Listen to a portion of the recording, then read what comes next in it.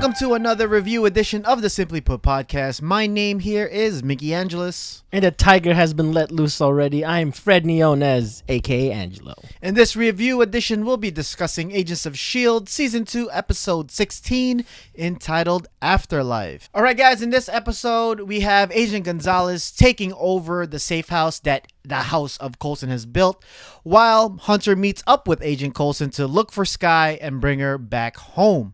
In this episode as well, we got a chance to see Sky in the School of the Gifted Mutants, or the retreat of the Inhumans, more likely that is. And we got two great reveals. One that we pretty much saw coming since no one dies in the Marvel Cinematic Universe. And the other reveal where we're happy we got a chance to see it. And especially me, because I didn't realize what happened. Oh, man, what a great episode this past Tuesday. It really set things up moving forward. I like the cat and mouse kind of battle between Coulson and Gonzalez in this. We got to see a big reveal of Deathlock's return, and another big reveal with Sky's mother's really being alive. So that rule of nobody dies in the MCU is really true. And we got to see more Civil War seeds being planted, because all roads lead to Civil War now. Yeah, I think this episode is a great convergence point to see where this storyline is gonna go, as well as trying to tie into Agents of S.H.I.E.L.D., but more likely tying a little bit more towards Civil War.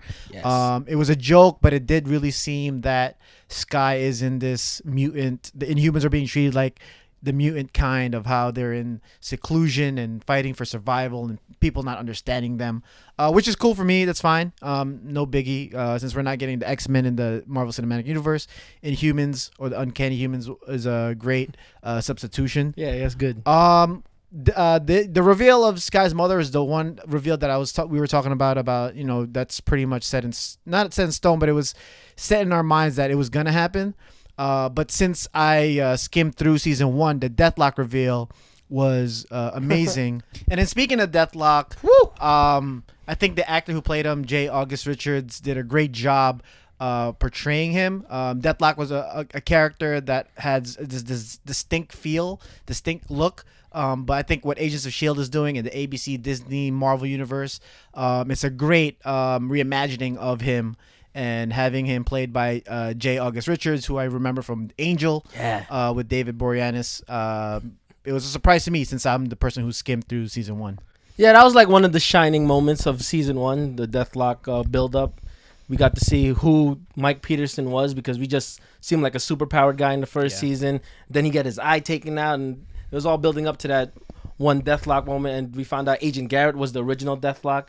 I'm not really familiar with the character from the comics, but in the MCU, this guy who is Deathlock, played by J. August Richards, to me, he's being that more heroic guy, and I like how he's being used as like the infiltrator and the superpowered beings, and that's showing more fear shown by Gonzalez.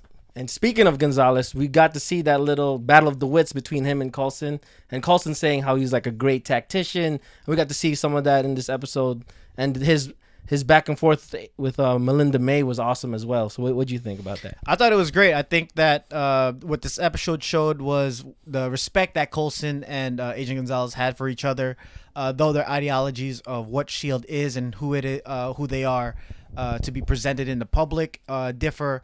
I think Melinda May hit a chord when she was being interrogated by Agent Gonzalez, played by Edward James Olmos, who was great, I think, in this role. About when they were discussing the ideologies of what S.H.I.E.L.D. should be, and Melinda May pretty much said that just the way that Coulson referred to S.H.I.E.L.D. as Trip, Melinda May referred to S.H.I.E.L.D. through Coulson. Yeah, that was cool. And we also seen what Gonzalez said, how the different ideologies, how like, when he was talking about Fitzsimmons, he was like, they're loyal to a man instead of S.H.I.E.L.D. So he's basically, at his point of view, is the idea of S.H.I.E.L.D. is what should unify us and become loyal, instead of the ideals of one man who's basically the son of Nick Fury, the second coming of Nick Fury, and he has a big problem with that. Yeah, and speaking of Fitz and Simmons, you were probably more acclimated to their relationship, but since I am the skimmer of season 1, I thought that the Fitz-Simmons relationship is growing into another layer. I thought it was a great turn where we see them work together, but played off as if they were broken up. Yeah, it was great to see that team back. Fitzsimmons is back in full effect. That was another shining light from the first season. Their dynamic, like the first couple episodes, you thought they were brother and sister, and then as the season moved on, he broke free of the friend zone, but she's still putting him there. And like I thought she like really turned on him when she was like when he discovered what she was doing with the Q. Yeah, and I was kind of confused with what they were using the Q for. It was wasn't really explained, but the sleight of hand worked for me, I guess. But we are still trying to figure out what is in that box and how to get that box open. But what I thought was pretty much a cliche was how they're gonna have to need to get Agent Ward to help them and bringing the entire season 1 family back together. Yeah.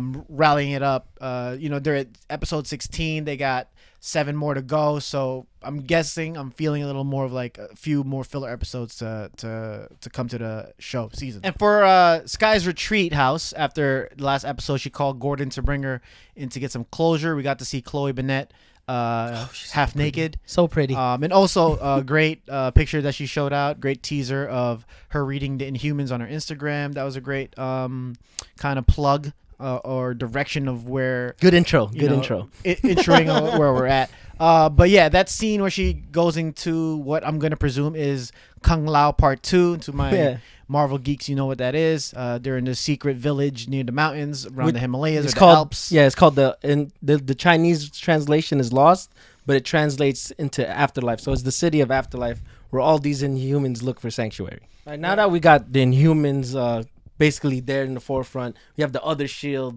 and we still have Ward out there with Agent 33, aka Madam Mask. Who do you think the big bad is for the second half of this season? Because I'm getting really confused.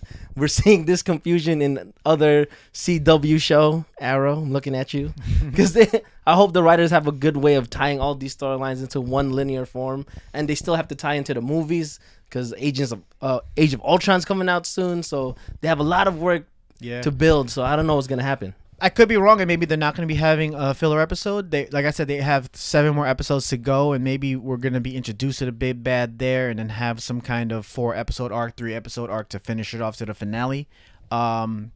Which gets me a little bit more confused on who is really the big bad. We're 3 weeks away. That's crazy to say. 3 weeks away from Age of Ultron. 2 months away from Ant-Man. I don't know if they're really going to tie it into Ant-Man. I'm thinking either Baron Strucker or something to do with Whitehall. Maybe he's not being dead. Oh, yeah. But then the theory that I think Angelo had was Angelo and I, whatever the grammatical correction is that maybe Whitehall is dead, and that's how Sky's mother is alive for some apparent reason. Or maybe that's my theory only. I'm not confused. I don't know. So we'll see what happens. Okay, guys, so the question of the episode is, what secrets and other information does the Fury's toolbox really hold? Let us know in the comments below. All right, guys, thanks for watching another review edition of the Simply Put podcast. My name is Micki Angeles. Find me on Twitter and on Instagram at MixCertified. And I'm Fred Niones, a.k.a. Angelo. You can find me on Twitter and on Instagram at _Fred_N. And if you like this video, give us a thumbs up, subscribe, press that button so you can here somewhere. So you can see all the episode reviews that we have for The Flash, Arrow, Agents of S.H.I.E.L.D. And coming up, obviously, April 10th, we'll be releasing, actually tonight, pretty much, is Marvel's Netflix series Daredevil. Yes. Which, if you've been following us on Instagram, you'll be seeing all the pictures and all the little screen caps that we've been getting. We'll be doing that 2 episodes at a time for the review. Yes. Just for the people who kind of don't want to binge the show, even though I think our main man Fred is going to do it. I'm going to try not to, but I think I'm going to binge it. Yeah, I'm going to binge it. But you know what? Check us out. For more news and updates, be sure to check us out at www.simplyputtalk.com for our long-form podcast, our videos, and the news bites that we're going to be giving you. But we discuss a lot of topics. And if you have a topic for yourself or a question, send that to info@simplyputtalk.com. Follow us and find us in all forms of social media, Facebook, Twitter, on Instagram, at Simply Put Talk. So until next time, guys, peace. Yeah.